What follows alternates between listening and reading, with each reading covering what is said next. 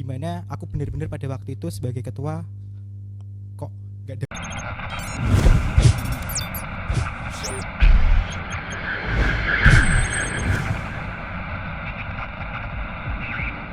Got you right there, Genzi.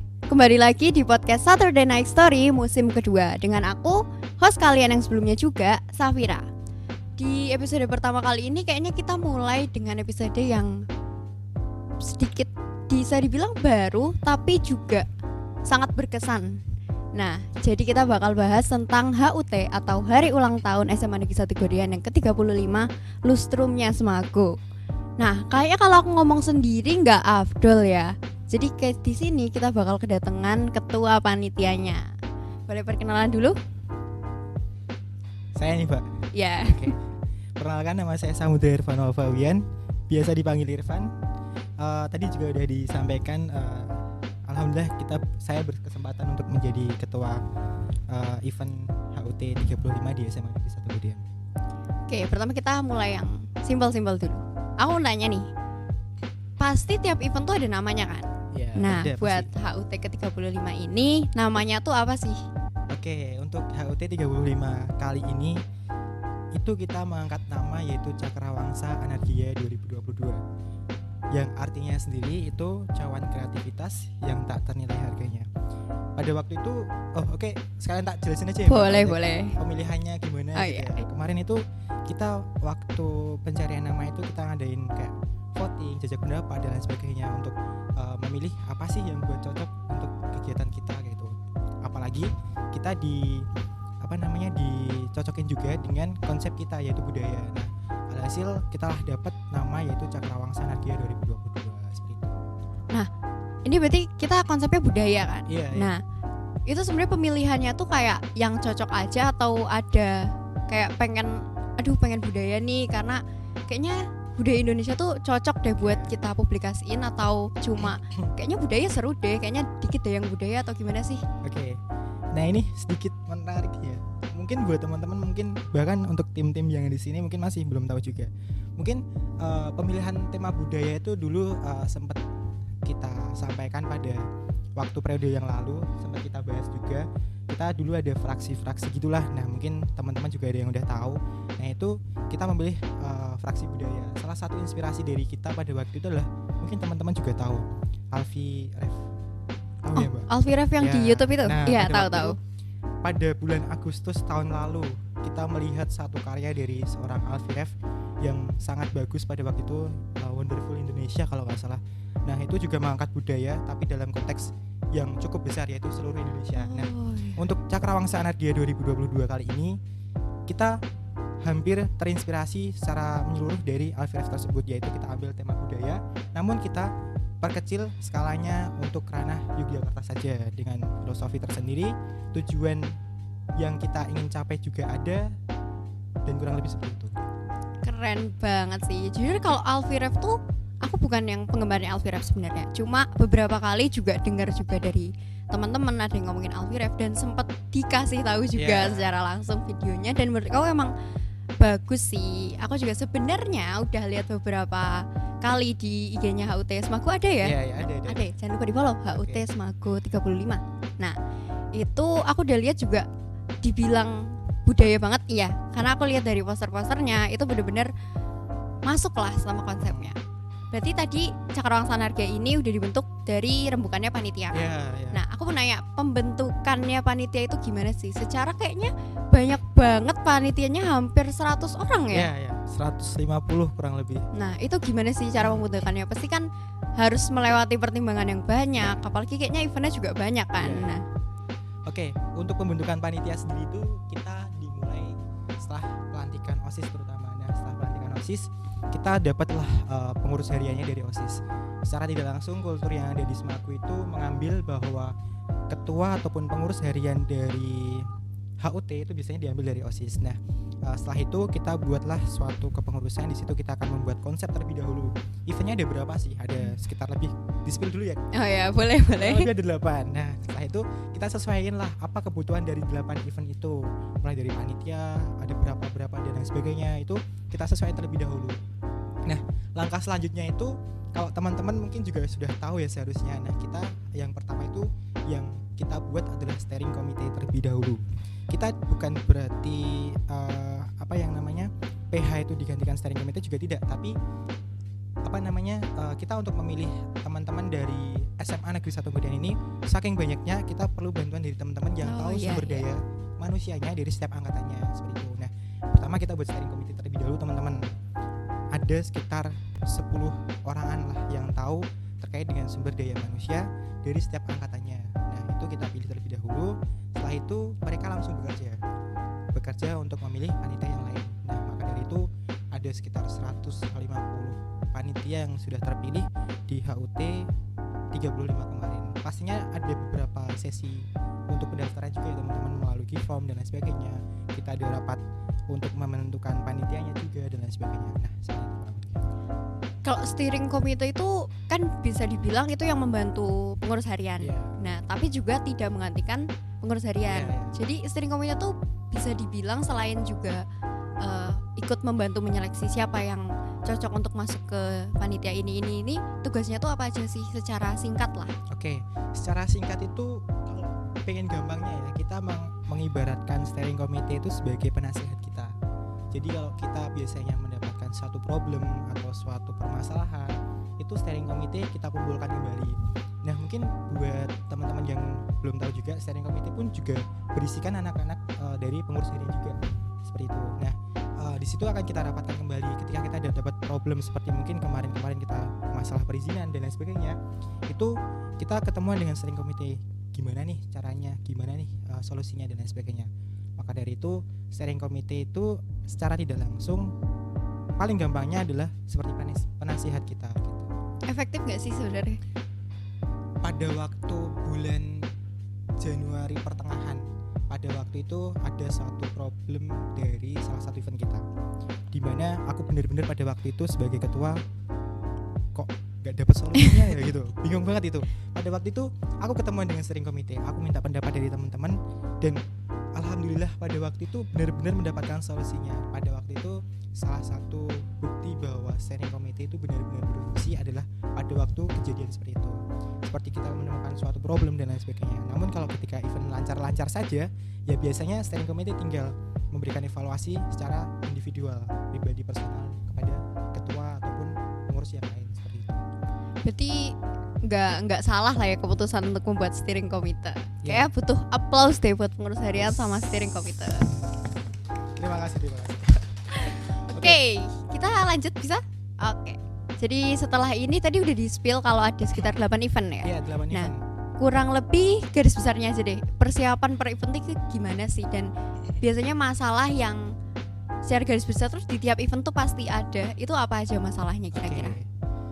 Oke, dari tadi garis besarnya kurang lebih 8 event itu persiapannya, kalau teman-teman tanya, wah ini Semagu persiapannya pasti lama ya. Pasti sudah berapa tahun ini, gak mungkin sih berapa bulan nih ya. Satu fakta yang mungkin teman-teman perlu tahu bahwa kita persiapan itu kurang lebih hanya sekitar 1,5 bulan. Serius? 1,5 bulan untuk 8 event? Iya, keren sih. 1,5 bulan untuk 8 event, untuk memikirkan konsep dan lain sebagainya itu 1,5 bulan. Dimana kalau teman-teman beranggapan bahwa Semagu itu teman-teman untuk membuat event itu pasti proporsional, itu untuk kemarin itu kita benar-benar belum proporsional. Mungkin setelah ini akan kita perbaiki bersama-sama kembali. Nah, 1,5 bulan itu kita persiapkan untuk mempersiapkan konsep, persiapan secara barang-barangnya, keuangan kita yang paling penting ini dan lain sebagainya. Itu banyak banget seperti itu. Oke, terus masuk yang kedua, yaitu suka dukanya ya. Iya. Oke, untuk sukanya sendiri 8 event kurang lebih sekitar 2 bulan, 1,5 bulan lah kita beri-event. Sepanjang event itu kita melakukan sekitar 1,5 bulan. Kita ketemu dengan teman-teman, kita bisa ngobrol dengan adik kelas, kakak kelas, teman sangkatan kita, ketemu dengan teman-teman baru. Yang paling berkesan suka dari aku adalah adanya persahabatan di situ. Benar-benar kalau kita event bareng itu tidur bareng, makan bareng. Bahkan kalau teman-temannya hilang siji, wih Nandi, dicariin ya. Ada yang pamit satu gitu, wih Nandi dan lain sebagainya. Maka dari itu benar-benar persahabatan itu benar-benar yang paling tak suka di sini. Yang selanjutnya adalah pengalaman. Teman-teman, bukan suatu promosi yang hoax juga kalau bisa tak sampaikan bahwa ketika kita kegiatan atau event itu biasanya banyak yang kita dapatkan terkait dengan pengalaman-pengalaman kita. Mulai kita bisa ketemu dengan orang-orang baru, kita bisa menjalin kerjasama dengan pihak eksternal, kita mencoba terjun ke dunia industri yang sebenarnya, kita ketemu dengan orang-orang yang membuat video dan lain sebagainya. Itu suatu hal yang menurutku benar-benar pengalaman yang sangat berfungsi ketika kita lanjut ke jenjang pendidikan yang selanjutnya. Terus banyak juga sih yang mungkin tidak bisa disampaikan satu-satu, itu banyak banget yang pasti banyak sukanya juga. Tapi seru nggak? Seru banget. Kalau disuruh ngulang deh, pengen nggak? Kalau untuk disuruh ngulang untuk sementara waktu ini, biar kita lihat generasi penerus kita lihat 36 besok bagaimana, pasti akan lebih seru lagi seperti itu. Kita akan lihat dulu. Kalau dukanya deh pasti ada dong. Okay. Apalagi tadi udah disebutin beberapa masalah yang datang, pasti ada dong dukanya. Oke, untuk dukanya sendiri kalau dari aku pertama adalah terkait dengan mungkin capek pasti. Tapi sekali lagi ketika kita melihat karya kita, itulah suatu waktu kita untuk istirahat. Ketika kita selesai rapat, selesai membuat suatu hal, kita postingan itu kita lihat bersama-sama, itu waktu kita untuk istirahat. Jadi capek itu sebenarnya ada, tapi biasanya istirahatnya itu juga cukup gitu. Terus yang selanjutnya yang menurutku termasuk dukanya yaitu mungkin manajemen kita yang mungkin masih belajar juga, manajemen waktu terutama ketika kita semua sebagai siswa yang tidak boleh juga meninggalkan kewajiban kita untuk terus belajar, untuk tanggung jawab terhadap diri kita sendiri. Itu pasti manajemen waktunya harus kita pertimbangkan kembali, karena ketika tidak kita pertimbangkan kembali takutnya nanti akan berpengaruh pada diri kita sendiri. Nah itu yang cukup berkesan itu sih. Nah berarti tadi aku juga tadi udah disebutin ya, kalau misalnya ada beberapa masalah yang harus didiskusikan dengan steering komite saking kita nggak ketemunya untuk pengurus harian. Nah kalau buat beberapa masalah yang sebenarnya simple tapi juga krusial. Jadi sebenarnya itu cuma masalah kecil, tapi kalau nggak ditangani bakal jadi besar. Nah itu penyelesaiannya gimana sih? Oke, kalau hanya permasalahan kecil, mungkin kita ambil contoh permasalahan kecil itu apa ya?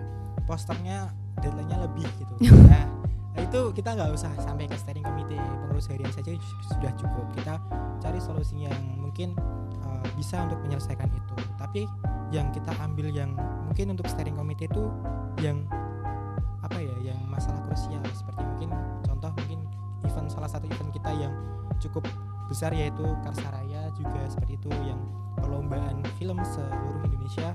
Nah itu kita perlu diskusikan dengan steering committee dan sebagainya. Ngomong-ngomong soal Karsaraya, beberapa temanku tuh ikut loh. Dan sebenarnya waktu aku juga sempat cerita juga karena di sekolahku ada ini loh, terus mereka bilang aku ikut. Itu kayak jujur yang aku yakin yang bukan panitia pun pasti bangga loh. Sekolahnya udah menyebar nih, semoga udah sampai kemana-mana nih informasinya. Dan itu menurutku sebuah pencapaian yang besar, terutama pasti panitia deh pasti ngerasa kayak wah usahaku sudah terbayar nih gitu kan. Mulai dari promosinya gitu, ketika teman-teman tahu bahwa pendaftarnya lebih dari apa yang kita targetkan, wah bangga banget gitu. Bener-bener setuju sih, bahkan kayak yang bukan panitia pun ngelihat panitia ikut capek deh. Banyak juga kelas yang mungkin pada waktu itu kelas 12 yang memperhatikan kita ya, terutama mungkin seperti kelas kita yang dulu juga berkecimpung di bidang itu sering sekali WA pada kita, semangat ya bla bla, pokoknya full senyum gitu. Tapi jujur emang semangat sekecil itu tuh kadang bikin kayak ada nih yang memperhatikan kita, ada yang mempedulikan kita lah gitu kan. Nah selain di luar itu pasti di dalam semua gue juga juga memperhatikan lah, ini keren. Nah aku mau tahu dong beberapa tanggapan yang masuk ke kamu pribadi. Itu tanggapan tentang Cakrawangsa Anargia ini gimana sih? Pada komen apa gitu tentang Cakrawangsa? Oke, untuk yang pertama itu mungkin Cakrawangsa Anargia itu salah satu event yang dimulai kembali setelah pandemi ya, kurang lebih 2 tahun yang kita terkena pandemi. Event-eventnya banyak online kayak gitu. Nah, Cakrawangsa Nargia hadir dengan beberapa event yang offline juga, pasti membawa udara baru yang bisa dirasakan oleh teman-teman. Alhamdulillah pada waktu itu masukan yang datang pada kita ataupun isu-isu yang datang kepada kita alhamdulillah bagus-bagus sih ketika kita mengadakan kegiatan seperti itu. Tapi pun juga ada kegiatan yang mungkin mendapatkan masukan dan kritik itu suatu hal yang wajar. Kalau kita ambil hikmahnya, garis besarin, kita ambil solusinya seperti itu. Keren sih. Sebenarnya berhubung aku juga orang Semago ya. Yes. Nah, Gimana? buat personitas kemarin itu yang Desember ya kalau nggak Iya, salah. Desember. Nah, itu sebenarnya banyak dapet apa ya, semacam respon yang bagus lah Oke. dari beberapa teman-teman. Karena emang itu kayaknya first time-nya offline ya, dan sempat ngadain futsal juga. Berhubung di Semago itu futsalnya sangat-sangat besar, dan pas terutama bagian finalnya itu jujur beberapa temanku yang di luar Semago, karena emang di live streamkan di YouTube Iya. juga, itu beberapa nonton. Dan aku pun yang hadir juga pas itu kebetulan, itu juga merasa kayak wah seru sih ini. Walaupun yang bukan panitia pun pasti merasa oh ini seru gitu. Menang gak menang tapi nontonnya aja tuh, bahkan yang gak paham pun juga kayak wow ini keren. Dan satu lagi kalau gak salah ada apa ya, pameran ya. Nah itu aku dengar katanya pameran itu dapet apa ya, kayak semacam nama baru dari dinas. Itu boleh dijelasin gak sih maksudnya gimana? Tanggal 11 Februari kita adakan pameran Anantara yang bertepatan di Taman Budaya Yogyakarta. Pada waktu itu kita juga mengundang dari dinas Badi terutama itu untuk hadir dalam peresmian pembukaan dalam pameran tersebut. Pada waktu itu salah satu perwakilan yang datang adalah memang fokus di bidangnya seperti budaya dan lain sebagainya juga. Nah maka dari itu kemarin ada satu satu nama yang alhamdulillah tersemat di Semago juga dari Bapak Dinas tersebut, yaitu adalah pameran pertama yang diadakan oleh SMA Sekabdi Kabupaten Sleman seperti itu. Gitu. Keren sih itu. Tapi jujur emang aku belum pernah dengar ada yang pameran, terutama yang memang dilaksanakan di Taman Budaya Yogyakarta sendiri. Dan itu bisa apa ya? Aku boleh tanya itu rame banget atau biasa aja sih? Oke. Pertanyaan yang cukup enak dijawab. Pertama kita ada target untuk pameran tersebut kayak gitu. Tapi kita juga ada planning di mana pada waktu itu kita masih ada kasus COVID juga ya, di mana kita juga harus berhati-hati dalam melaksanakan kegiatan. Pada waktu itu kita ada target sekitar kurang lebih 300 kalau nggak salah. Tapi pada waktu itu hampir tembus sekitar 600. Hampir 700 malahnya. Keren. 750 tuh ada ketuanya di sini. Keren. 750. Nah, senang juga ya pasti, tapi di satu sisi juga khawatir juga. Nanti kalau dari pihak Satgas datang dan lain sebagainya gimana? Walaupun perizinan kita sudah resmi dan lain sebagainya, namun ada pembatasan juga di situ. Tapi gimana tuh endingnya tuh? Apakah ada Satgas atau ternyata lancar? Alhamdulillah lancar, tidak ada Satgas yang datang. Tapi ya poinnya adalah perizinannya harus kita selesaikan terlebih dahulu. Tidak boleh main-main dalam membuat event itu. Pasti kalian harus membuat perizinan itu yang benar-benar harus kalian penuhi terlebih dahulu. Buat teman-teman yang sedang mencoba membuat event juga, pasti banyak perizinan yang harus ditempuh juga. Nah itu kalian nggak ada jalan pintas di situ. Ketika kalian menginginkan jalan pintas itu nggak ada. Kalian harus selesaikan perizinannya terlebih dahulu. Kayak gitu. Dengar ya guys, diterapin omongan langsung dari ketua panitianya Cakrawangsa. Siap. FYI juga aku sebenarnya terutama ini aku point out di hari keduanya, aku lupa sih tanggal 10 atau 11 atau 12 mungkin atau 12 puncak. Oh, berarti 11 ya. Yeah. Nah, itu juga sempat beberapa karena mungkin tahu ya aku orang Semago dan aku juga sempat ya mampir lah gitu. Nah, itu emang rame banget sih jujur. Aku lihat ada kayak semacam kursi-kursi untuk nunggu dan itu sampai penuh ya. Iya, penuh banget. Sampai penuh banget, tapi ya worth it sih karena setelah aku explore ke dalam emang nggak salah kalau emang ramai, emang sebagus itu. Itu karyanya tuh dari mana sih sebenarnya? Oke, untuk karya-karyanya sendiri itu yang pertama kita juga ada konsep untuk mengambil dari seniman-seniman. Tapi pada waktu itu masih kita fokuskan untuk karya-karya dari anak-anak Semago terlebih dahulu. Jadi yang pertama adalah karya anak Semago, yang kedua ada beberapa dari seniman, terus yang selanjutnya ada permainan tradisional dari Yogyakarta gitu. Tapi keren sih, maksudnya bener-bener di dalam itu lukisannya tuh nggak main-main, bukan sekedar asal lukis tanpa arti, tapi bener-bener per lukisannya tuh ada arti masing-masing. Buktinya anak Semago itu memang sangat berjiwa seni guys. Tuh jangan lupa masuk Semago ya anak-anak SMP, jangan lupa masuk Semago guys. Setuju. Terus kayaknya nggak afdol kalau kita nggak bahas puncaknya sedikit aja. Nah, ini pasti pertimbangannya banyak untuk mengundang ini itu, terutama kalau nggak salah bintang utamanya itu Hanindya ya. Benar. Nah, itu sempat ada pertimbangan itu apakah Hanindya aja atau siapa aja yang harus datang atau gimana sih? Itu kalau nggak salah ada dari band dari Semago juga kan? Nah, oke, untuk yang puncak acara sendiri mungkin disebut aja ya. Katanya itu Simponi. Nah, Simponi itu sekarang sudah berhashtag 3. Dimulai dari tahun-tahun sebelumnya juga. Nah, untuk Simponi kali ini juga ini kemarin untuk perizinannya juga cukup banyak. Mulai dari perizinan dari Baldik, dari Satgas, dari Taman Budaya Yogyakarta juga. Setelah itu dari sekolah juga banyak banget yang kita harus tempuh untuk perizinan itu. Pada waktu itu juga kita kalau nggak salah tanggal 10 atau tanggal 9 itu surat dari pemerintah Yogyakarta itu turun di mana PPKM itu sudah level 3. Wah. Waduh. Ketar-ketir gak sih? Nah, di mana pada waktu itu yang kotanya seharusnya 50%, itu di surat yang terbaru adalah 25%. Setengahnya dipangkas setengahnya. Pangkas lagi. Di satu sisi kita bingungnya adalah gimana nih cara kita mengakomodasi keperluan kita, karena kita ada kebutuhan juga di situ. Nah, satu sisi juga banyak teman-teman yang sudah beli tiket juga. Kita bagaimana harus merefund dan lain sebagainya, itu kita pertimbangan banyak juga di situ. Nah, di situ juga ketika tadi disebutkan juga ada penampilan, ada Hanindya, ada band dari Semago juga, ada karawitan. Nah, sebenarnya ada paduan suara juga, namun paduan suara mendapatkan perhatian khusus pada waktu itu karena memang untuk kebaikan kita bersama. Hasil paduan suara kita tidak datangkan pada waktu Simponi hashtag 3 itu. Terus juga ada pemenang band dari Anantara juga seperti itu. Berarti ada lomba bandnya? Ada lomba bandnya juga gitu. Keren sih. Berarti tanggal 9-10 sekitar H-2, H-3 ya? Parah banget itu, kacau banget itu. Tapi alhamdulillah clear ya. Kalau diingat-ingat itu banyak yang nangis tuh.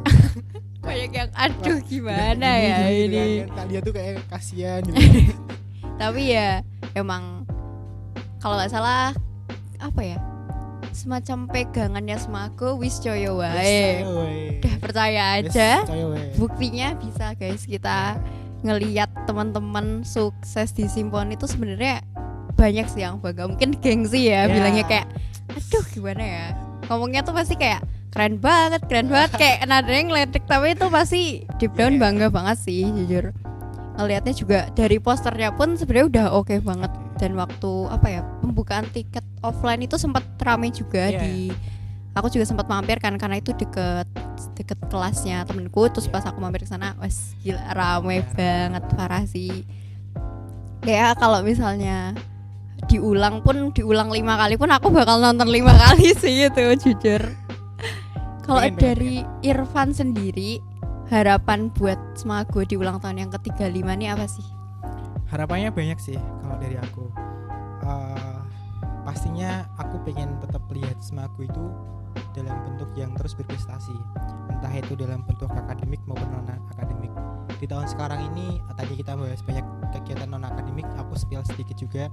Di Semago ini juga kemarin kegiatan olimpiadenya juga alhamdulillah tembus sekitar 9 siswa yang sudah mewakili Semago atau Kabupaten Yogyakarta ini kepada Kabupaten Kabupaten Sleman ini terus lanjut ke Yogyakarta.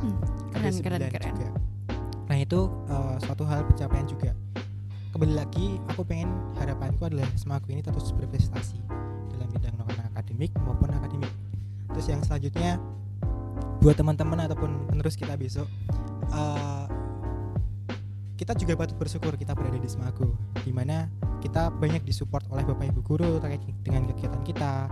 Sumber daya manusianya kita juga mendukung, lingkungan kita juga positif untuk melakukan kegiatan. Tapi kita juga jangan cepat puas, di mana banyak sekolah-sekolah yang lebih bagus daripada kita dalam bidang akademik maupun non-akademik. Kita harus terus merasa bahwa kita tidak baik-baik saja. Kita harus terus merasa bahwa kita masih berada di standar bawah. Kita harus jangan cepat puas, karena kesempatan itu datang untuk orang-orang yang tidak puas, cepat puas seperti itu. Jadi jangan cepat puas gitu. Kita harus haus ilmu guys, ilmu non akademik dan ilmu akademik. Yes, benar banget. Oke, berarti Irfan sekarang naik kelas 12. Yes, benar banget. Oke, berarti penerusnya nanti bakal ada kelas 11 sama kelas 10. Benar banget. Yang ngurus HUT 36. Ya. Oke, kasih dong pesan ke mereka harapannya dan ya semangat dikit lah. Harapannya mungkin yang pertama, harapanku tidak terlalu yang benar-benar targeting ya, tapi lebih ke kalian harus menjalin kekeluargaan itu dengan baik kepada seluruh komponen yang ada di Semagu. Pertama itu. Yang kedua, harapanku harus ada simponi. Nah, ayo. Harus ada simoni Harus ada simponi. guys. Besok aku datang insyaallah gitu. Ditagih ya, kalau nggak datang ngambilin aja ke rumahnya nggak apa-apa. Risal pertama ditawarin ke aku. Nah, Oke ya. kalau nggak diterima boleh deh didobrak aja ke rumahnya. Oke, itu sih. Terus yang selanjutnya apa ya?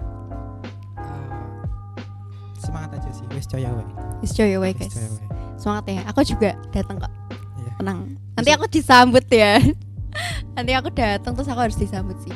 Temennya ketua panitia loh. Iya. Oke. Semangat ya buat adik-adik kita semuanya yang nanti bakal ngurusin HUT 36 dan meneruskan semua yang udah kakak kelasnya lakuin. Semoga kedepannya juga sesuai dengan harapan Irfan yang udah disebutin tadi bisa lebih baik lagi dari yang sebelumnya. Masalah-masalah yang udah pernah dijalanin gak diulang dan bisa dijadiin evaluasi buat teman-teman kita kedepannya menjadi lebih bagus dan lebih keren lagi. Ditunggu buat karya-karyanya, ditunggu buat ide-idenya kalian. Aku yakin kakak kelas kalian itu maupun yang udah alumni, yang udah lulus maupun yang sekarang baru naik kelas 12, semuanya pasti bakal dukung kalian selama itu adalah hal yang positif. Oke, dari Irfan ada kata-kata last word gitu? Terakhir nih. Terakhir. Oke. Dari aku yang terakhir mungkin jangan lupa terus berkarya. Dapat salam dari Kabinet Intensi Berkarya untuk next kabinet. Jangan lupa terus berkarya. Terus yang selanjutnya tadi jangan cepat puas, tapi juga patut bersyukur kita ada di Semagu. Yang selanjutnya untuk teman-teman event yang suka banget dengan event, sekali lagi kita ingatkan kita juga punya tanggung jawab di bidang akademik seperti itu. Aja. Oke, berarti semangat buat yang baru mau melanjutkan periode, selamat buat yang udah melaksanakan periode ini. Dan terima kasih buat semua kerja keras kalian panitia Cakrawangsa Anarja. Kita applause buat kalian semua. Aku benar-benar mewakilkan angkatan, 3 angkatan lah ya, buat berterima kasih sama kalian yang udah kerja keras selama 1,5 bulan, kerja pulang malam segala macem, dan hasilnya memang memuaskan. Thank you buat Irfan juga yang udah dateng, udah memberikan waktunya buat di sini. Buat kurang lebihnya mohon maaf ya, kita semua manusia. Terima kasih, dadah, wes wae.